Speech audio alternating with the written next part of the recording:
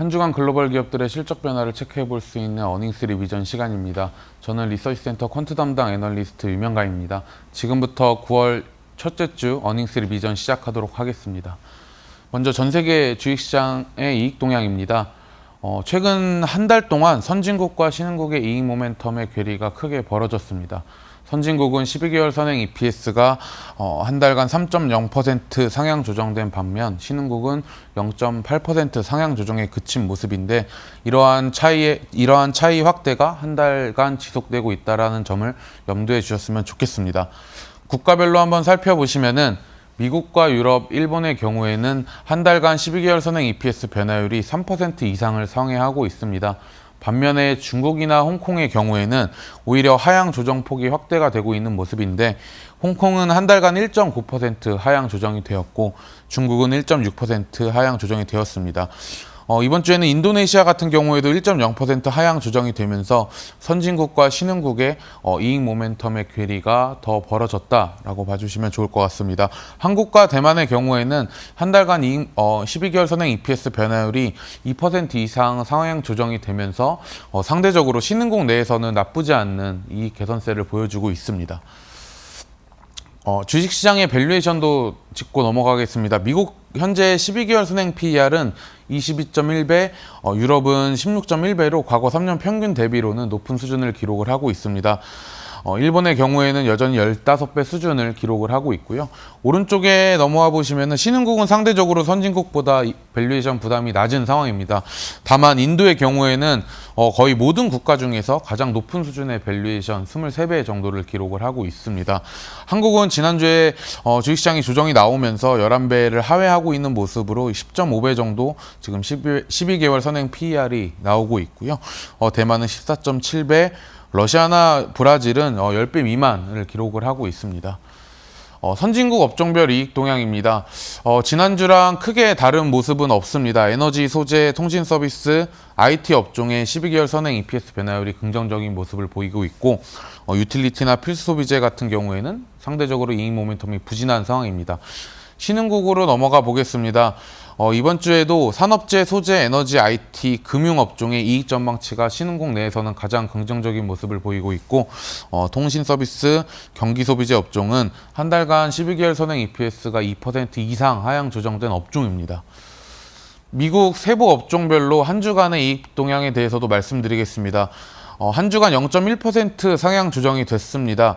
3주 연속 지금 철강 업종의 이익 전망치가 가장 크게 확대된 모습을 보이고 있습니다. 한 주간 2.9% 상향 조정이 된 모습이고 그 외에도 유통업종이나 기계, 상사자본재, 그리고 유틸리티, 반도체, 미디어 업종의 이익 전망치가 한 주간 긍정적으로 상향 조정이 됐습니다. 오른쪽에 에너지, 호텔, 레저, 자동차, 통신 서비스 업종은 상대적으로 한 주간 12개월 선행 순이익 변화율이 마이너스를 기록한 업종이고요. 중국 시장으로도 넘어가 보겠습니다. 제가 한 달간의 이익 변화는 마이너스를 기록을 했다라고 말씀드렸지만 한 주 동안은 0.2%가량 소폭 상향 조정이 됐습니다. 미국과 마찬가지로 철강, 그리고 비철금속, 정유, 통신업종의 이익 전망치가 긍정적으로 바뀌어 있고요. 오른쪽에 유통업종이나 호텔 레저, 그리고 소프트웨어 업종은 지난주와 마찬가지로 순이익 전망치가 하향 조정이 지속이 되고 있습니다. 한국 시장으로 넘어가 보겠습니다. 먼저 한국 시장의 이익 변화와 주가 상승률에 대해서 말씀을 드리겠습니다. 우측 상단에 있는 은행이나 보험 업종의 경우에는 한 달간 이익과 주가가 모두 긍정적인 업종입니다. 카카오뱅크의 영향도 있었겠지만 최근에 금리가 올라가면서 은행 업종과 보험 업종의 이익과 주가 모두 긍정적인 모습을 보이고 있고 왼쪽에 이제 헬스케어 업종 같은 경우에는 이익은 상대적으로 부진하지만 주가가 긍정적인 업종 중에 하나입니다. 대부분의 업종들이 오른쪽 하단에 이익은 긍정적이지만 주가가 부진한 그러한 모습을 보이고 있습니다. 철강, 에너지, 기계, 그리고 통신 서비스, 그리고 상사 자본재 업종이 이에 포함이 되고 있고요. 마지막으로 왼쪽 하단에 필수 소비재나 반도체 업종 같은 경우에는 이익과 주가가 모두 부진한 업종에 속하고 있다. 이렇게 봐주시면 좋을 것 같습니다. 한국 시장의 2021년 이익 동향 말씀드리도록 하겠습니다. 지난주에는 사실 유틸리티랑 조선 업종 때문에 크게 하향 조정이 됐었는데 이번 주에는 큰 변화는 없었습니다. 한 주간 뭐 변화 자체가 없어서 168조 원 정도 지금 기록을 할 것으로 예상이 되고 있고요. 한 달간은 0.3%, 3개월 전 대비로는 7.5% 상향 조정이 됐습니다. 3분기 순이익 전망치 변화도 2021년도 순이익과 마찬가지로 이번 주에는 크게 변화가 없었습니다. 오히려 0.1% 정도 소폭 하향 조정이 된 모습입니다. 한 달간도 0.9% 하향 조정이 된 모습이고, 참고로 4분기 지금 순이익 전망치는 한 38.4조 원 정도 기록할 것으로 예상이 되고 있습니다. 전체적인 이익 모멘텀은 정체가 되어 있지만 업종별로는 차이가 나고 있는 모습입니다. 좋은 업종도 있고 이익 모멘텀이 안 좋은 업종도 있다라는 표현인데요. 왼쪽에 유통, 통신 서비스, 운송, 그리고 상사 자본재 업종은 한 주간 순이익 전망치가 상향 조정이 된 업종이고, 그리고 유틸리티, 호텔 레저, 조선 업종은 한 주간 이익 전망치가 또 하향 조정이 됐습니다. 특히 이제 조선 업종 같은 경우에는 지난주에는 대우조선해양이 순이익 전망치 하향 조정폭이 가장 컸는데, 이번 주에는 삼성중공업의 이익 전망치 하향 조정이 이 조선 섹터 전체적인 이익 하향 조정을 이끌었다라고 봐주시면 좋을 것 같고, 오늘 준비한 업종은 총 2가지입니다. 첫 번째는 소매유통 업종이고요. 이번 주 순이익 전망치가 가장 높게 상향 조정이 된 업종입니다.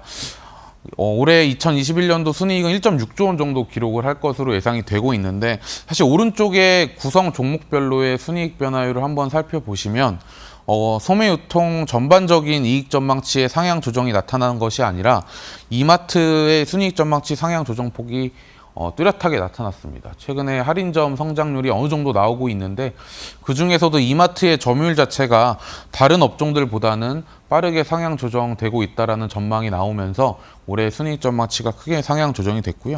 반면에 롯데쇼핑이나 롯데 하이마트 같은 경우에는 최근에 이익 전망치가 지속적으로 하향 조정이 되고 있는 종목입니다. 그래서 같은 업종 내에서도 종목별의 순이익 전망치 변화에 대해서 체크가 필요하다라고 생각을 하고 있고요. 마지막으로 유틸리티 업종을 준비를 했습니다. 이익 변화 하위 업종이라고 지금 오타가 살짝 나와 있는데, 지금 지속적으로 한국전력의 순이익 전망치가 하향 조정이 지속이 되고 있습니다. 유가 자체는 계속 상승이 나오고 있지만 이 연료비 연동제 자체가 시행이 되지 않으면서 한국전력의 순이익 전망치가 2주 동안에 거의 1조 가까이 하향 조정이 된 모습이기 때문에 한국 시장 전체의 이익 모멘텀 둔화에도 많이 기여를 하고 있다, 이렇게 봐주시면 좋을 것 같습니다. 이상으로 9월 1주차 어닝스 리비전 시간이었습니다. 감사합니다.